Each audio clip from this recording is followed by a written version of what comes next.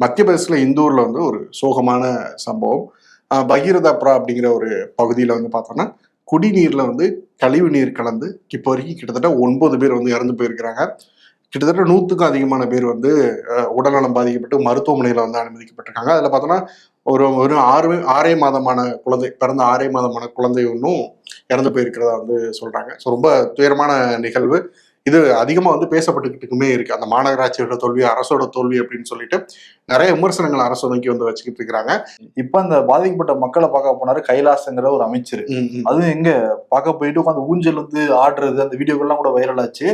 அவரோட நிருபர் வந்து கேக்குறாரு, சரி இந்த மாதிரி ஒரு பெரிய பிரச்சனை ஏற்படுறப்ப அரசாங்கத்துல இருக்கிற அந்த ஜூனியர் ஊழியர்களை மட்டும் தான் நடவடிக்கை எடுக்கிறீங்க, அதுக்கு மேல இருக்க நடவடிக்கை எடுக்கப்படுறது கிடையாது ஏன்னு வந்து கேள்வி கேட்டப்ப தேவையில்லதான் கேள்வி கேட்கக்கூடாது புரியுதான்னு சொல்லிட்டு பல தகாத வார்த்தைகள்லையும் மீடியா முன்னாடி திட்டிருக்காரு.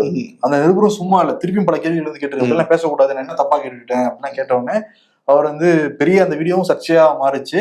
இப்ப அந்த அமைச்சர் கைலாஸ் வருத்தம் வந்து தெரிவிச்சிருக்காரு, மன்னிப்பு வந்து கேட்டிருக்காரு. நான் சொன்ன தப்பா புரிஞ்சுட்டாங்க, வழக்கமான சொல்லுவாங்க அரசியல்வாதிகள், அதே சொல்றாங்க. ஆனா என்னன்னா இந்த இந்தூர் வந்து இந்தியாவிலேயே சுத்தமான நகரம் சொல்லிட்டு 8வது ஆண்டா விருதெல்லாம் வாங்கியிருக்கு.